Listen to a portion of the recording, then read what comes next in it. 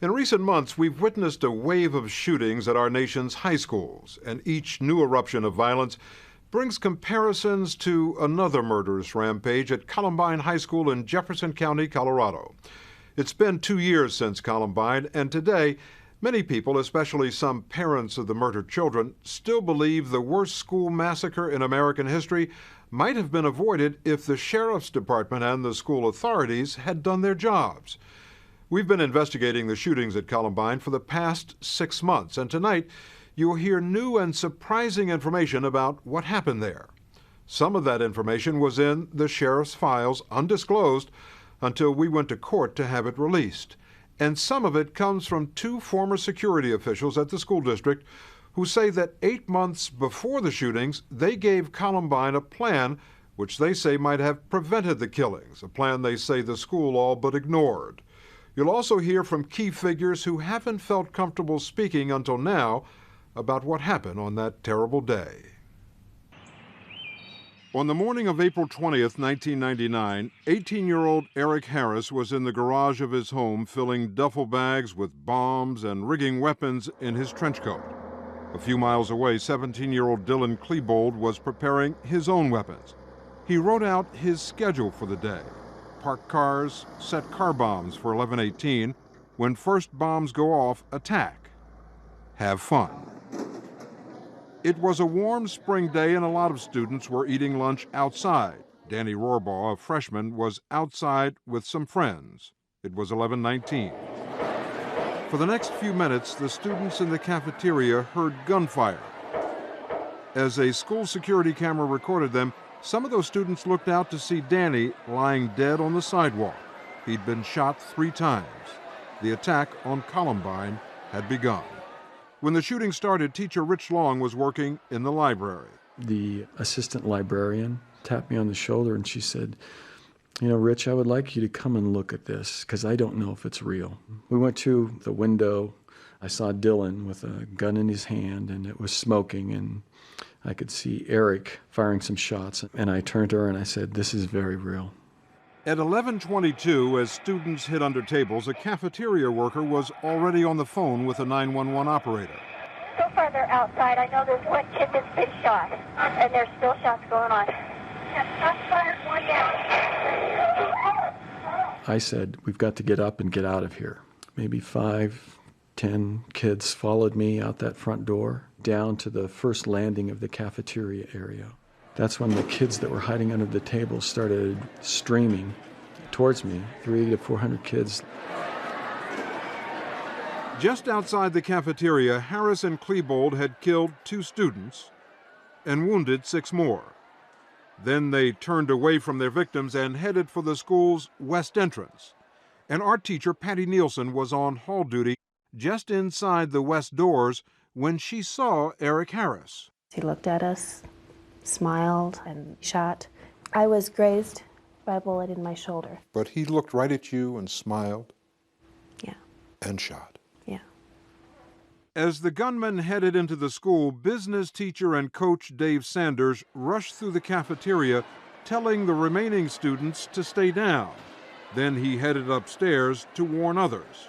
And just as Dave turned that corner, that's where Dave was shot. He was your good friend? He was. We coached together for probably 7 years. He was in my wedding. He was one of my groomsmen, and, you know, just had a great heart for kids. Did he go down when he was shot? He went down. And at that point, I was on my hands and knees, and I yelled to Dave. I said, "Dave, you've got to get up." Mike Rotola was taking a test in Science Room 3 when Dave Sanders came in. He took 2 steps and he fell flat on his face. And there was blood coming out of the front of his mouth and also out of his back and his neck. What did you guys do? A lot of people started crying, and all we could really do was give them our shirts so they could try and stop the bleeding. He looked up at me and he said, "You know, I think they shot me in the mouth." And I said, "You're going to be okay." And he goes, "I don't think so. I'm not doing so well." And I said, "You know, we need to get you some help." My thought was just to warn kids. I remember running into the library and immediately being hit by the fact that the library was full of children. And then you called 911? Mm-hmm. Jefferson County 911. Yes, I am a teacher at Columbine High School. There is a student here with a gun. He has shot out a window. Okay, has anybody been injured, ma'am? Yes. Okay. Yes, and the school is in a panic, and I'm in the library. I've got students down under the tables, kids. Heads under the tables. Kids are screaming. We need police here. Okay, we're getting them there. He turned the gun straight at us and shot. And my God, the window went out. And the kid standing there with me, I think he got hit. Okay, we've got help on the way, ma'am. Did you think help was on the way? Oh, yeah, because I was on the phone to the operator. So she says, help is on the way. And yeah, I thought, they were going to be there right away. Police were at the school right away. Within 5 minutes of the first shots fired, the sheriff's deputy assigned to work at the school was in the west parking lot. He exchanged gunfire with Harris, who retreated into the school. Got a couple shots off of the shooter on the southeast end. It's a big gun. Southwest side with a large weapon. Attention unit 71 is under fire. He advised the suspect just ran into the building. That deputy was soon joined by 6 other policemen who took positions around the building. None of them entered the school, where Harris and Klebold were heading toward the library, shooting in the halls and throwing bombs into the cafeteria below. As this is happening, we're hearing more shots, we're hearing screaming, we're hearing kids running in the halls, the shooters yelling. The library is where they came next. I ducked down under the counter. I could hear them walking past because everyone else in the library was absolutely silent. Evan Todd was the first student shot in the library. Eric Harris was standing in the hallway, and he cocked a shotgun and shot at me, hit my back, my neck, my face. And what happened then? They shot again. I felt it through the desk again. They were throwing out questions like, are you a jock? Do you believe in God? And every time I heard a question, I heard a gunshot. So I pulled my knees up to my chest, and I was just bracing myself for another shot. And Dylan said to Eric, I'm not going to take him. If you want him, you can have him. They were angry, and they thought they were funny. They would laugh and hoot, and they would say cruel things to students. And they were trying to humiliate them. And then you'd hear them ching the guns, and you'd hear one yell at a student, and then you'd hear another, then you'd hear gunshots, and you'd figure that they just shot that kid. Sophomore Kelly Fleming usually spent her free time in the library. 5 months after the shootings, her parents, Don and Dee Dee, heard tapes of Patty Nielsen's 911 call. They were very difficult to listen to. And what did you hear on those tapes?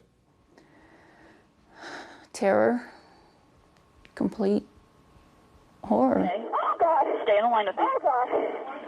Oh, God. I listen to those. I think from the beginning, she's alive. Kelly's alive. She's all right. She's waiting for someone's going to come. She thinks to get her, to help her, to save her. And I keep thinking from minute to minute, she's still alive, she's still alive. And then it hits a point in the tape where she's dead. You said that when you heard those tapes, you began to doubt that the sheriff's department had done everything it could to save those children. What made you think that? There was no one in that school that had a gun other than the 2 killers, and no one pursued them. No one tried to engage them.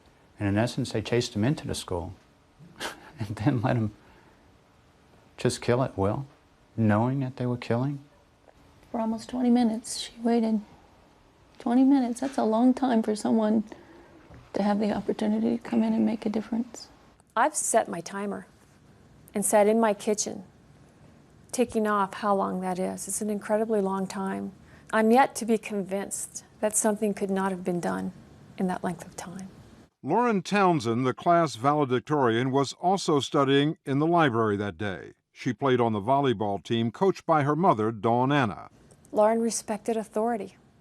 I'm positive Lauren never doubted that when an adult told her help was on the way, help was coming. The Jefferson County Sheriff's Office declined to speak with us, but in a letter, Sheriff John Stone described the Columbine attack as a unique set of circumstances, the magnitude of which no one had dealt with before. He also cited some of the obstacles that kept his men from entering the building right away, including bombs, booby traps, and a lack of information about how many gunmen were in the school. They say that they had to have a safe route in there to get to them, and they weren't sure of what they had. Lauren's stepfather, Bruce Beck. But at the same time, they're listening to kids being shot and murdered inside that library over a 911 call, and their job is to protect people. And if you're going to tell my child to stay put, you're coming to get her, then either go in there and do something or take off the uniform and find another job. But that day you were a cop, and that day you chose to stand by and listen to homicide. Ed, I don't know if you have children or not, but if you were there and your child was in that school, whether you had a gun or not, you'd have gone in after him. But if they had gone in after Harris and Klebold, I think it would have been totally different. Harris and Klebold would have had different targets to shoot at. they would have been shooting at the cops instead of the kids. Instead, they went into the library and took their time. Let's stop and reload. Let's tell a few jokes while we're reloading. They had no fear at that point that there was anybody that was going to engage them. In his letter, Sheriff Stone said that by taking positions around the building and waiting for SWAT teams to arrive, his officers were doing what they were trained to do. He said they responded quickly, returned fire, deployed appropriately, and safely extracted hundreds of trapped and terrified students and teachers. He also asked us to talk to Larry Glick, who directs a national organization that trains SWAT teams. There is not one officer that I know that responded there that would not have given his or her life for any child or teacher in there. But just in terms of common sense, here's what you know. You've got kids dead and wounded outside. You've got at least 2 shooters inside with who knows how many unarmed kids. You've got armed cops outside. Aren't those kids better off if the armed cops go inside? Isn't that just common sense? They believed that they really had 6 to 8 armed individuals inside there. And they felt that it was more reasonable to wait till additional personnel responded to move in. What about the arguments that they make? We saw these 2 guys go in. We don't know how many more are inside. We could have been outgunned. It's their job. When you hear kids screaming, knowing that they're being shot, when it talked about being outgunned, all my child had for defense was a pencil in her hand. Then they were walking towards me, and they stopped, and one of them said, "Wait, there's one more thing," and came back and stood right in front of me, and their feet, his feet, were about this far from me, and he picked up a chair and smashed it on top of the counter. When one of them says, "There's one more thing," I remember bracing myself for what it was going to feel like to have bullets going all through my body. But instead of taking those last shots, Harris and Klebold walked downstairs to the school commons. They were in no hurry. That's Harris on the right shooting at a bomb they'd planted earlier. Now, on the left side of the screen, he stops for a drink. Klebold wandered through the cafeteria, then lobbed a pipe bomb toward the window. It started a fire which could be seen by police officers outside. I've got a fire inside the building. Okay, 149 has a fire in the building, northwest side. When I got outside, there was a cop car sitting right outside with 2 cops standing behind it. Did you see any of them make a move in the direction of the school to go in there? No, I didn't. Did they say specifically, we can't go in because? Yeah, they said, we can't go in because we need to have orders to go in. Did you tell them that there were other wounded students inside? Yeah, I told them that there were students that had definitely been wounded in the library. And I told them that which door that I came out of where they could go in. But no policeman went in that door, the shortest route to the library and to the science room where Dave Sanders lay wounded.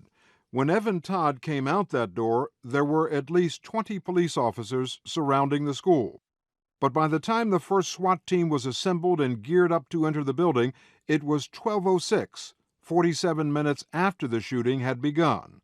That SWAT team entered on the side of the building farthest from Dave Sanders and from the library where some survivors lay hidden among the dead. You crawled into a cupboard there? Yeah. And I stayed in there for the next 3.5 hours. 3.5 hours.